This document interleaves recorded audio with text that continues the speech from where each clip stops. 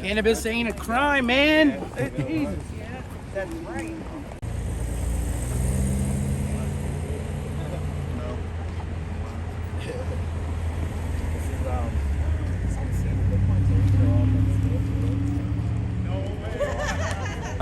I want to thank everybody for coming out, like, to support our rights. You know, like, without all of us here showing support, like, our rights are not going to be heard, and they're just going to be sold out. So, like, I want to thank everybody for coming and showing support today. And I want to introduce everybody to Chief Dal Riley. It's a man that I highly look up to, and he's the author of Section 35 of the Constitutional Act, which affirms and recognizes our inherent and our treaty rights. And Dal, he's been a big part of my team, and I want to give an applause for Dal. Everybody for coming. We got lots of support here today. We got Vinny Tony here supporting us. He's with the Warrior Society. And I want to give him some recognition too for coming to support us. No problem, sir. No problem. Anytime, brother. And now I'm just going to leave it up to Dal to answer some few questions, maybe give a speech. So, yeah, thank you guys. Here's a question. How the fuck are you going to get rid of Bobby Gloade? Wow. Legally.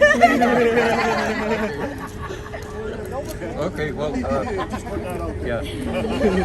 yeah, maybe I'll just give you a little bit of my background so that you know what I'm talking. That I know what you'll know what I'm talking about. My background is doing land claims. I've probably got about 60 of them settled in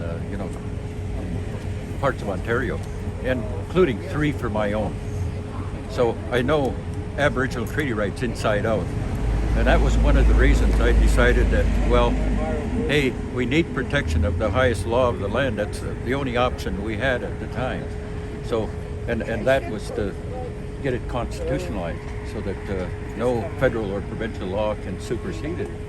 Okay, they're kind of ignoring us right now on it, but I think we're going to win because something really big is happening. People are realizing that the Indian Act chiefs and councils are just well, as John A. MacDonald said, they're an experiment. And the real authority is still, when I put it in the Constitution, it stays with the traditional people because they're the only ones that sign treaties, not chief and council. So your authority lies all within the people. But at some point in the future, you've got to figure out how to exercise that, by maybe going back to things, by creating things, and you're going to have to bring your chiefs and councils in, teach them the right information. They don't realize that when John A. MacDonald set up the Indian Act, it was a racist document so that they could get at your resources, and that's the only reason it's really there. But he did one other thing as well. He never gave the Indian Act chiefs and councils any authority because he didn't trust them either. So what can they do? They can't do anything. That's why you don't have any economy in your communities. And most communities across Canada are the same thing. And they're really trying to hold on. But like I said, your real authority resides with the people. That's your nationhood. And that's what throws out the province here, is when it comes to rights, province is only an administrative unit of the federal government. They can't deal with your rights. They have to bring in the feds. And then if you use Section 35, that's what's going to happen here, is they got to bring in the feds. The province is kind of out of it because they're, like I said, they're just an administrative body. Why do we have to start off in provincial court every time we get charged? Oh yeah. Well, and there's a lot of things we can do. of course, I've been talking to Mr. Googoo here. And there's a lot of things you can do, even with the RCMP. One of the things that people forget is the RCMP also holds a fiduciary responsibility to people. They can't do those things they've been doing. And then, if you have to at some point use, there's 3 sections of the Indian Act you can use to keep them from coming in and seizing any of your properties. RCMP are here as guests. Section 88, 89, and So Section 87, 88, 89. But read them carefully, because it supersedes any provincial law. And they can't seize any of your property. We try to get rid of the RCMP in Shuby. Yeah. Chief of Council just brings them in. I handed RCMP a fiction notice. Yeah. Chief of Council just overrides it. Yeah. And they don't have any authority. They don't. Really, it's so crazy. They operate on some sort of pseudo authority that they don't know what it is, and they don't know. They don't realize it doesn't exist. Yeah, your change is coming about, I think, and people are starting to learn. There's a lot of things I'm doing nationally as well. I got invitations right now all over the country. But what I'm doing is I'm teaching people the reality, the truth about this. Actually, the BNA Act is a huge scam for us. They scammed us with it by introducing racist laws. The Indian Act is a piece of racist legislation, and it needs to go. And we need to introduce our own lawmaking. But you've got the authority to do that. It's just that at some point in time, you've got to get that to that point where you can do this. You can exercise this. And the same thing that's happening here is happening actually other parts of the country as well. I know my First Nation got scammed into throwing in a $2 million investment into some cannabis company someplace, and they were supposed to get some back every year. They never got nothing. That's about 6-7 years ago. Got nothing back. And any of the councillors that try to question about it, they usually get pushed aside. So the scam is taking place all over the country, the same kind of thing. The federal government is really trying to keep you under the Indian Act. And if not necessarily this one, they've got another kind of one that they'll give you a little more authority. But the federal government, the Indian Act boss, the minister, he's still a boss of the chief and councils. He can disallow any decision they make. So that's really where we stand. But the important thing though is to learn all the information and read the Indian Act. You'll see how bad it is. Why do they let RCMP criminalize our folks? Because they don't. We're finding out they don't know any better either. Most of them haven't learned. They don't know where the law stands on anything. And I think one place we went and did a presentation, they all backed off. As soon as they realized that, hey, Aboriginal treaty rights is up here, federal law is here, province is down here, and the top supersedes all of them. So that's the way it is. But you've got to learn it, and you've got to understand it, and you've got to be able to pass on this information to people. We're the only ones that can define our own rights. Like colonial bodies of structured government cannot do that. And here's one more thing that's really important. You people have a wonderful, or say fantastic opportunity. You own the whole province here. You own it. They've never bought any of this, not even the land here. They haven't bought that off you, have they? Okay, it's yours. All your rights are intact here. Okay, and you got to learn how you can maneuver this. You can use it. I'm doing it in another place, but there's kind of a little twist to it. But you've got to get onto resolving it with that attitude that you still own it, and you still own all those resources they've extracted on you. I also run the Indian Rights think tank. If you really want to know information on this, and it's taking hold all across Canada. We're getting a lot of the good information out so that people can understand what really happened and why this apartheid law that they have in place is wrong. And once that's in place, I mean, your judges also have the right to do racial judgments against us, and that's what they've been doing. And so the whole criminal justice system, the whole attitude of government is really racist towards us. So, and nothing's going to happen if you don't fight back. Yeah. We don't have to take out the arms or anything. And my position now has been, well, the system is terribly broken, and it needs to be fixed. We can't get rid of them; they can't get rid of us. So let's work on something that works for us. We're first. Anybody got any questions? I agree with him. I think he's right. Yeah. 100%. And we also got to remember too, like, not all like chief and council. It's not our chief and council's fault totally. It's the Indian Act is totally to blame for this. They're the ones that created Indian Act chief and council, and most of our chief and council are uneducated about these issues. And it's up to us to not attack them, but educate them. So we got to be mindful of that. You know, like, we can't attack our own people. We have to educate them so they learn. And this is the way that we're gonna move forward as a whole nation together.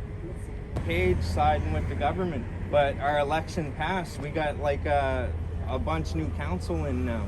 Like, I think it's like 4, is it, Lisa? 4? Yeah. 4 new, 5? 5 new councils, and so like we're starting to make change, but that's because we're spreading the word. We're educating our people, our community. We got to put workshops on. We got to put workshops on. We got to promote this, you know, to our people, because if we're not the ones teaching our children ourselves, they're not going to learn this stuff in school.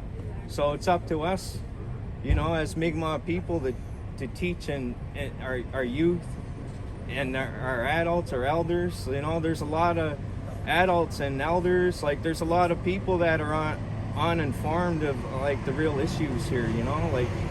And it's sad to say, but the Indian Act hasn't really done nothing good for our people. But it's basically just is a tool of genocide in my eyes. You know, they take our religion, our education, our culture. Like, I don't know how to speak Mi'kmaq fluently, and you know, like, and that's something that I should know. You know, like, as a Mi'kmaq person, you know, and.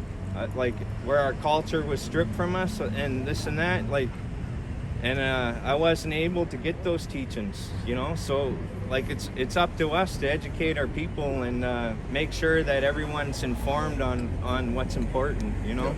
I also spent 5 years in residential school, and so I know the horrors of that. I was lucky to get out alive, and they put me in. Let me tell you this story. This is how they put me in. RCMP came to our house one day with there was a couple of them anyway, and they come in. We had 8 kids, and they just said, we're taking all your kids to residential school. And of course, my grandpa, who was there at the time, he was trying to fight them off with his cane, because he'd lost 10 kids to residential school. Now he's going to lose his grandkids, and sure enough, they ended up taking 5 of us out of 8. But my dad was able to save the youngest ones from going. But yeah, that's how they took us, and you know, it's crazy to think that they put me in at the same time I had TB. So they put me in to infect all the other kids. And I just come out of a sanatorium where actually my mother had died in there. So they took me, put me in residential school to infect the other kids. But this is how they worked at that time. So, and they still use those systems. Probably, I think they used them probably up into the 80s. But that was, I guess, biological warfare against us.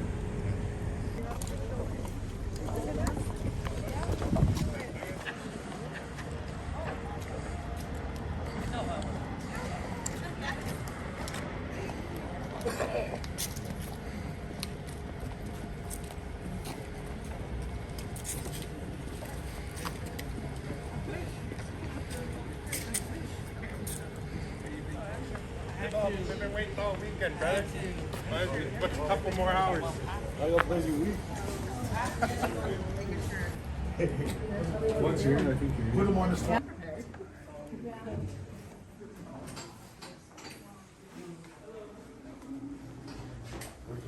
We are.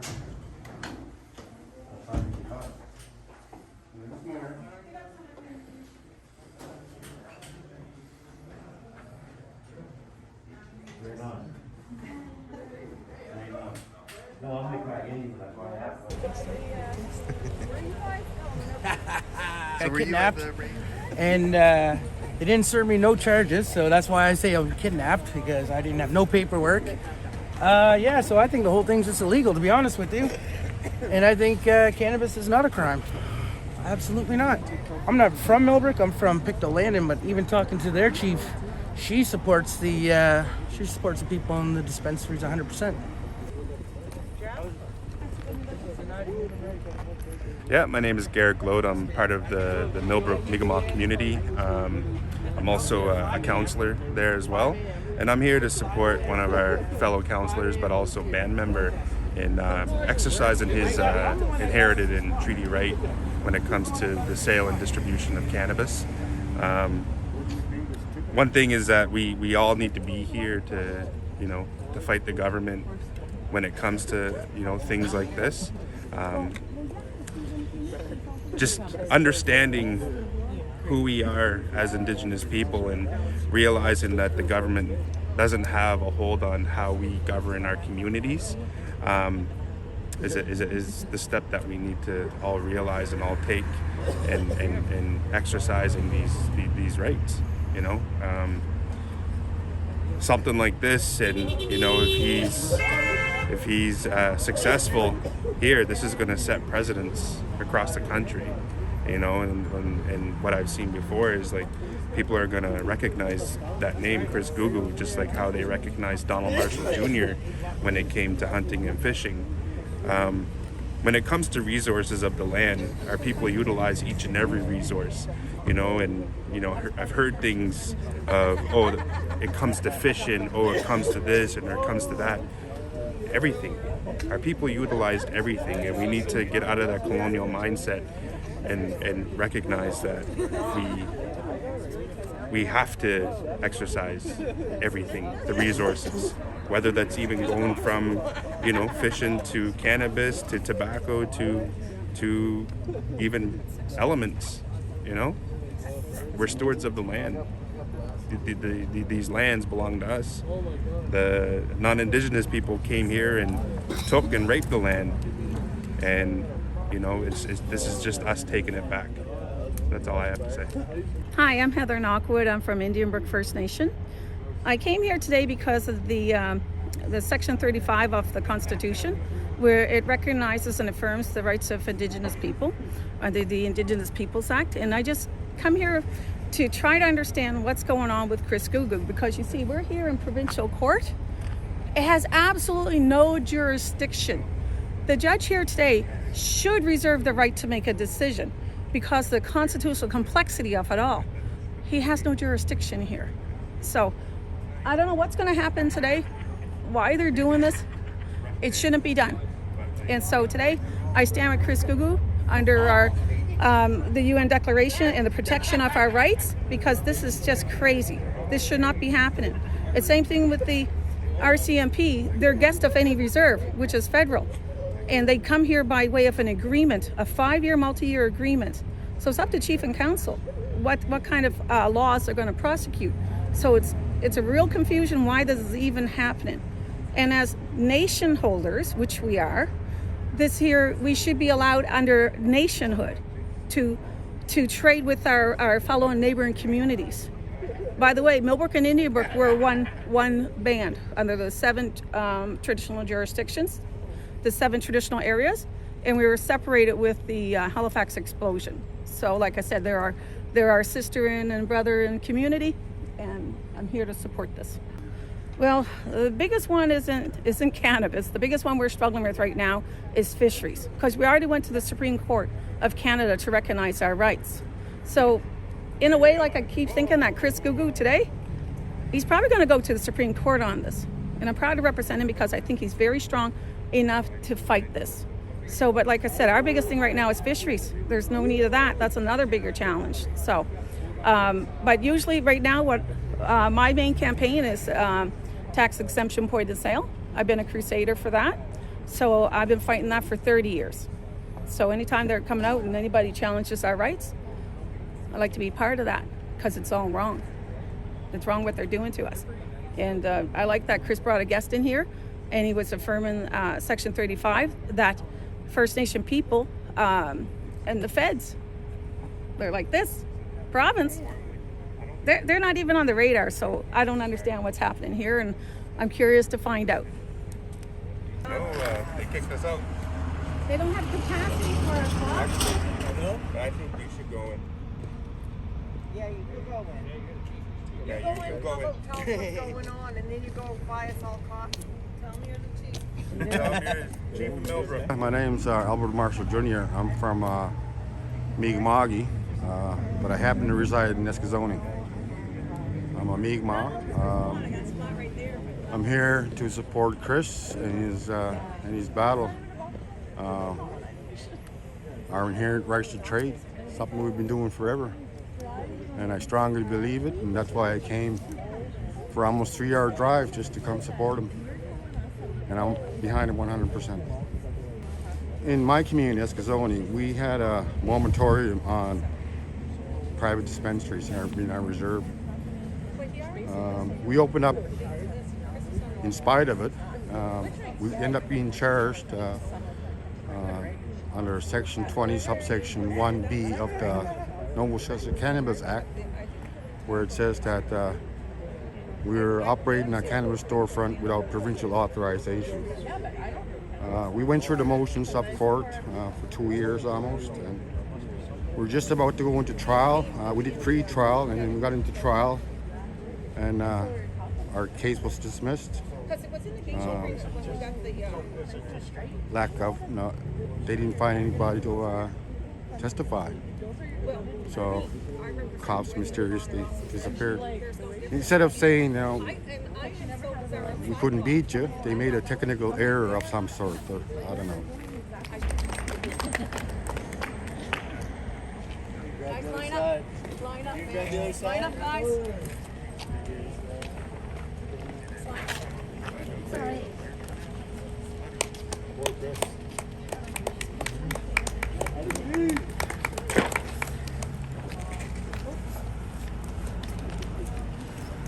Shit, I thought you were going to jail for 6 months. Shit. All right, you ready? Yep. Today, we're here to present our constitutional challenge to the Crown, which got adjourned till November of 2023, to give us time to get our expert witnesses and everything else in order. Yes. You got quite a few supporters here. How do you feel about that? It's I feel like pretty blessed, to be honest, because like exercising our inherent and treaty rights is like something that like all of our people should be doing freely and not have to be harassed by any bodies of governments, including Indian Act Chief and Council. And I feel great. I feel great to see that the people are, standing up and standing with our rights, like as at the end of the day, our nation, our nation, we're stronger than any province or anything, that when our people come together, it's a force to be reckoned with. And, I'm just proud to see everyone here today and giving support to, giving recognition to our rights and standing up for, for what rightfully is ours. I'm grateful Bob Gloade come out to support me, our chief today. I'm grateful and honored to have Dale Riley beside me, in my corner, educating me so I can educate my people and our leaders on the issues that are important, for our generations to come. So. Thank you, Chief Gloade. So you're here supporting your community member, and what is your attitude on what's happening here? The community member is charged and he's defending his right do you see selling cannabis as a treaty right? Yeah, well, today I expected the charges to be either dropped or stayed until after the proceedings that we are currently undergoing within our community, because our community is in a process now of community consultation and engagement with our community members to develop a cannabis regime within our community, and it'll go to our community very soon once the committee has ratified the process and what would it appear like in our community, and at that time, and then our community will decide as a collective under our rights how it's going to appear and operate and exist within our community. And you believe that it's your community's treaty right, as to take control of these regulations, your own self-governments, right, outside of the Canadian law, cannabis laws. Yeah, because from a council perspective and the bench perspective, we have to look at it from a communal right as opposed to anything else. So it has to be a collective right as a community, and that's the position that we're taking and we're proceeding with going forward. Chief Riley, you traveled pretty far to come here. Why is that? Because it's important. Our rights are important all across the country, and I'll be traveling all across the country with a lot of similar kinds of infractions on our rights. And anytime we have to go to court, these are racist trials, extremely racist trials. And of course, it's the government of Canada uses its Indian Act to suppress us and ensure that, of course, the chiefs and councils that were formed under this, they have no authority anyway to do anything. And I actually had a similar case in Ontario where the province there took me to court 26 times before they walked away on me. They were scared of Section 35. And you've got the same thing here. I don't even know why they bother with some of the trivial little charges they're doing. I think the important thing here too is that my background is Aboriginal treaty rights, and of course I put those sections in the Constitution. And here, the First Nations people here, the nations here have they're in a wonderful position in terms of the fact that all of their rights are totally intact in all of the land here. I know I'm on their land right here because nobody bought it from them. And but these issues have to be resolved at some point, and justly, not in anybody's favor. This happened, like I said, this is happening all over the country. And I think the important thing is our people are finally starting to learn all of the negative aspects of Canada's apartheid law, the Indian Act, the most racist kind of document anybody can use. And those MPs that are sitting in Parliament should be totally ashamed of themselves because they're sitting on Canadian racism, Caucasoid racism. And unfortunately, administrative people in any of the governments just don't know what to do.